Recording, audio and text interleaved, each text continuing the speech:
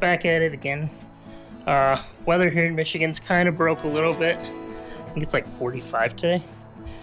So I've done a few things to the Jeep, as you all know, and one of which is that I've deleted the auxiliary battery.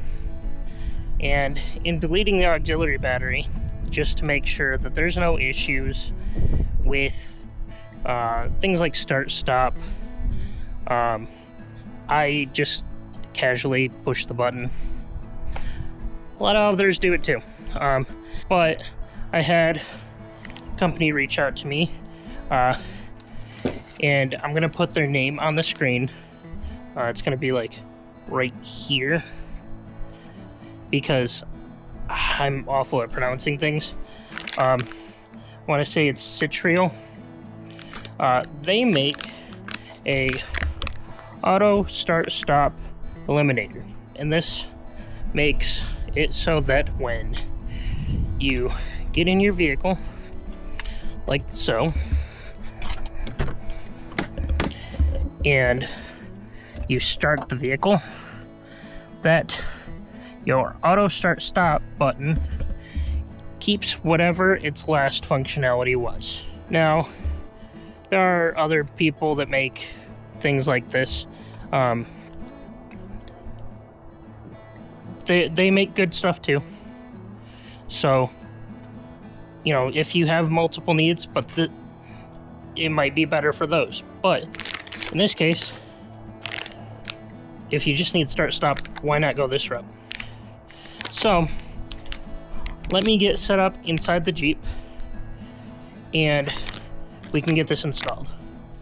So as you can see, if I start the Jeep, let everything kind of start up fully.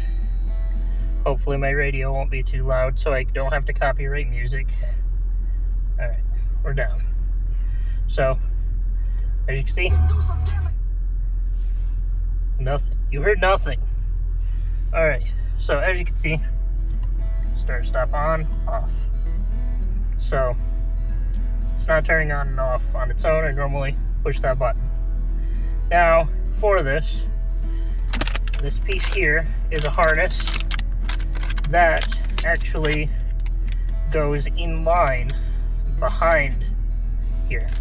So, what I'm going to have to do now is I'm going to turn it off. We're going to take some stuff up out of the way, mainly that piece there. The rest aren't really in the way. We'll pull this out of the bag. And as for instructions, I know what I'm doing, but there are instructions included. So, if you look at this, it's just a pigtail harness. Plug in what exists in one, and you plug what's here in the other, and you just kind of tuck away this piece here. You take this panel off, which is easier to do when you're not in the vehicle. So let me do that. There. So you can go down here and kind of pull, and it pops this panel off. And then that makes it easier to get to this point here. This point is realistically all that you need to be able to pull on. However, it's just easier when that's not in the way. So let's now take our pry trim tool, and we can feed it right up behind here. Let's see. Or am I just gonna need to pull? Yeah. So, I guess you don't need L. If you can get your fingers behind there, just kind of pull on it. And as you go, work your way down. It's nothing too difficult, other than dusty. So, in doing this, you'll see a couple of plugs. That one is for your start button. Over here is the other piece, which is going to be where you take and unplug that, and it will plug into those pieces. So, let me show you what that looks like. So just kind of unplug it from here. And it looks like the red. Then we're going to take the red from this one. And we're going to plug that in the place where that one was plugged in.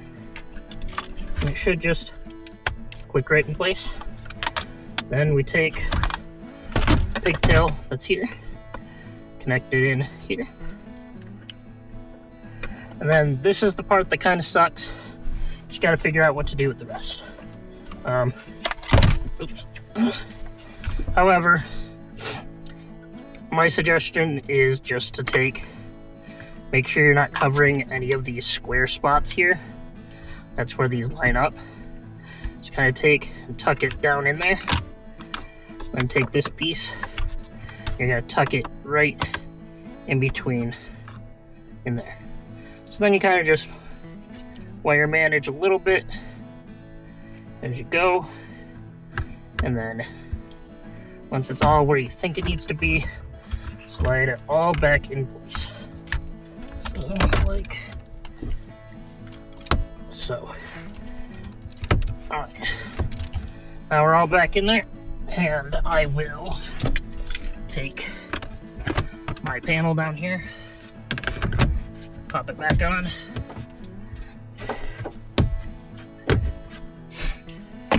And now, let's try this. So first things first, start the vehicle. As you can see, we've got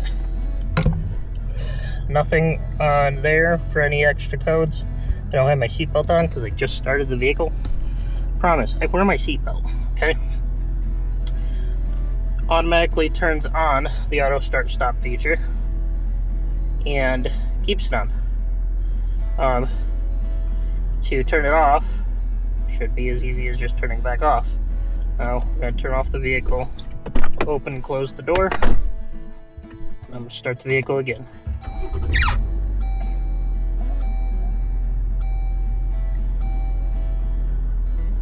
So far, still off, right? Alright, cool. Glad.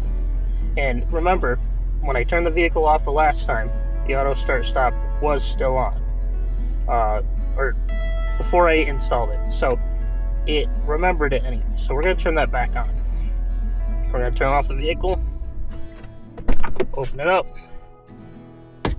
Close the door. Start it up again. Now the auto start stop should turn off again by turning on. And there we are. So that's turning on and off as it's supposed to. Just to kind of give you an idea, I'm going to drive around the block. I'll take you with me. And we can go ahead and see if it turns itself off. I do not believe it will. We also have a passenger back there.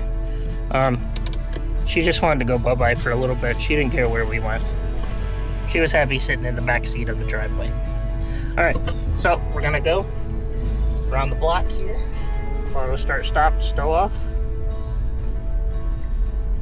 And I'm gonna come to a full hard brake. Off. So there you have it. As you can see, works perfectly fine. Works in the diesel. It will work at a gasser. It should work on every JL and JT model that's currently in existence. I believe. It does work great. It does as it's needed to. You don't even actually need any tools to get into it.